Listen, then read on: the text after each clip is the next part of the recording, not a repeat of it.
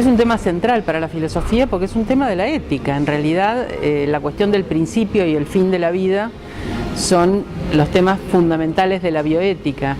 También porque es un tema de derechos humanos y la filosofía se ocupa de la fundamentación de los derechos humanos.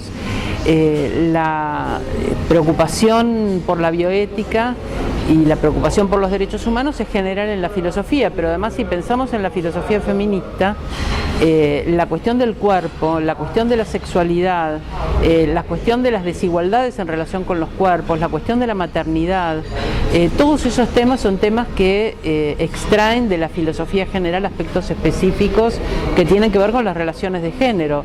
Allí es donde se expresan quizás de manera más cabal las desigualdades de género. Entonces el aborto es un tema muy importante para la filosofía y además la filosofía tiene mucho que aportar al esclarecimiento del debate sobre el aborto. Eso también es interesante. La objeción de conciencia es uno de los problemas vinculados con el aborto, porque efectivamente parece que fuera un derecho en contra de otro derecho, pero verlo de esa manera fue muy costoso. Usualmente parecía que era un derecho en relación con una norma.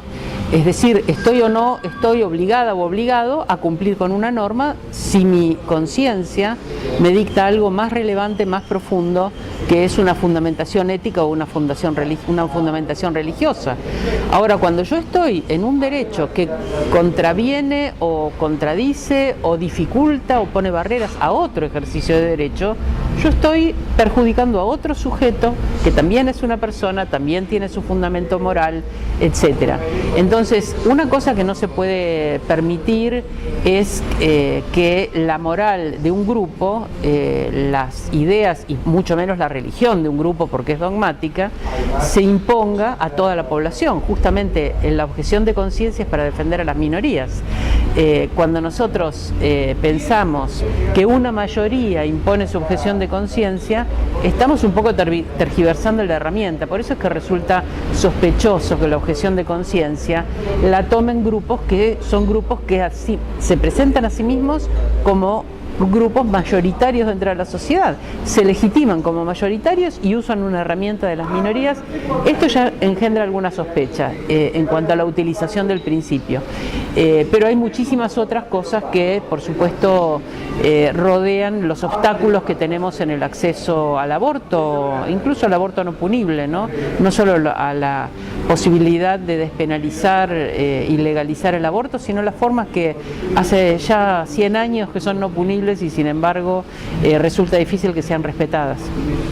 Hay que ver que las leyes son un texto que después va a ser interpretado. Nunca la ley se aplica de manera cruda, se aplica interpretada por un juez o interpretada por un fiscal o interpretada incluso por la propia ciudadanía. Y yo creo que lo que se ha ido ampliando es la posibilidad de darle una interpretación más genuinamente universal a los derechos. Las mujeres hemos luchado mucho para ingresar como sujetos de derecho, antes estábamos excluidas, había un sujeto que parecía neutral pero era masculino, entonces pensar que el derecho al aborto es un derecho de las mujeres, porque somos las mujeres las que abortamos, entonces no neutralicemos, no digamos los pacientes cuando quien va a un centro de salud requiriendo la interrupción de un embarazo es una mujer.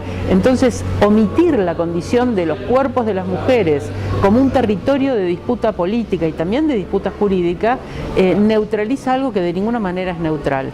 Pero además, la ley va a ser interpretada por quienes son usuarias del derecho, es decir, que hay un fortalecimiento de la ciudadanía cuando logramos que las mujeres comprendan de qué manera se garantizan sus derechos. Esa interpretación de la ley nos interesa mucho porque son las propias mujeres tomando en sus manos la herramienta para ampliar el ejercicio de sus derechos. Y finalmente tengo que decir que si tengo que pensar cuál es el mayor mérito de la filosofía, el mayor mérito es que la filosofía propone un enfoque ético y el enfoque ético es crítico. Cuando dejamos que lo que se denomina ética sea una posición dogmática, religiosa, ya estamos fuera de la filosofía, estamos en un ámbito de religión, no de filosofía. Es muy común que se proponga como ética lo que en realidad es un fundamento religioso, que es muy respetable, pero para la feligresía de esa religión.